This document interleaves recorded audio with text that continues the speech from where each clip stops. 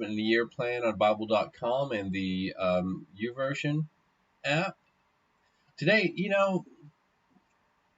I think when we read the different Gospels, we start to understand each of them had kind of a different thing to offer.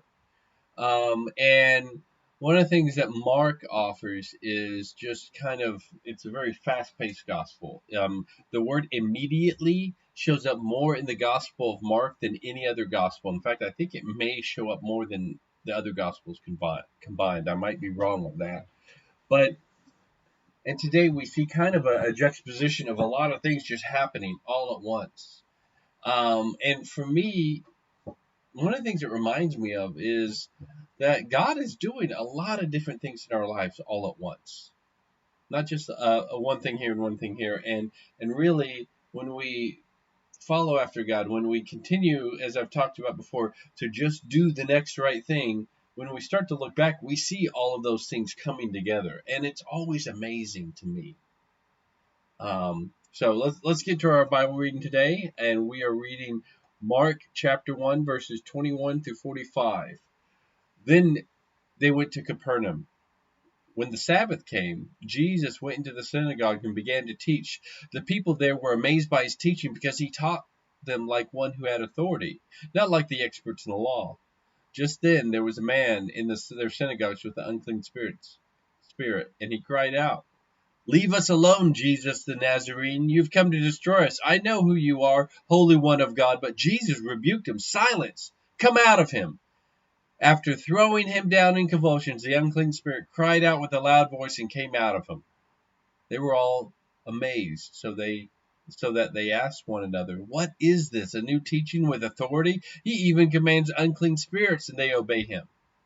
So the news about him spread quickly throughout all the region around Galilee.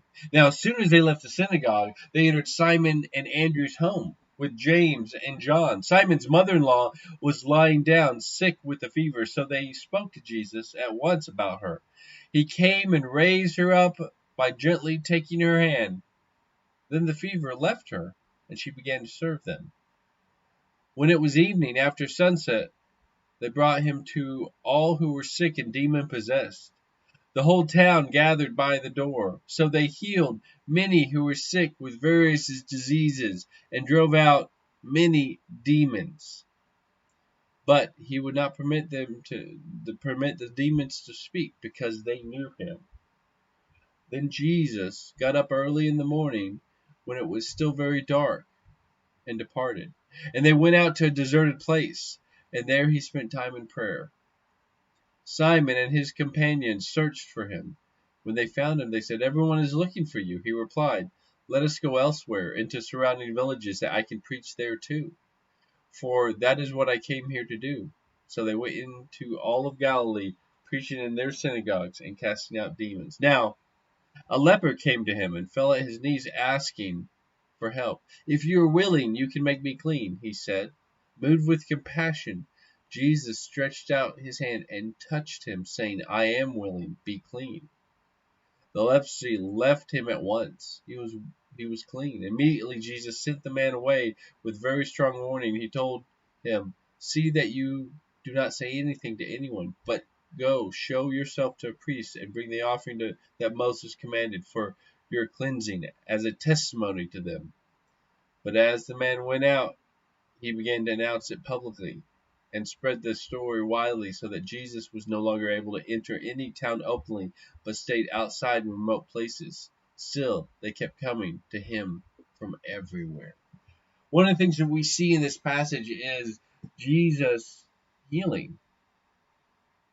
Healing and releasing people from the bondage of unclean spirits. That's a major part of his ministry. But and he taught, but the teaching and the healing, they were connected. Wherever he taught, he also healed. He also cast out demons. But one of the things I want to look at, though, especially, is this leper, because we don't we don't really have leprosy in the U.S. in our culture, and leprosy is not what the disease leprosy is. It's a skin condition, and it could have been several skin conditions that were kind of bunched under that. But the thing about someone who was a leper was they were unclean, and they were not supposed to get close to people, and they definitely weren't supposed to touch people because that would make that person unclean. In fact, that could give them leprosy was a thought. But this man comes to Jesus and he falls on a knee and asks for help.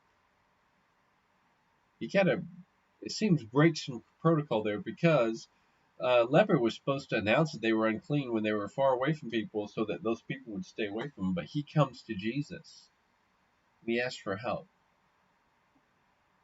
And I love verse 41.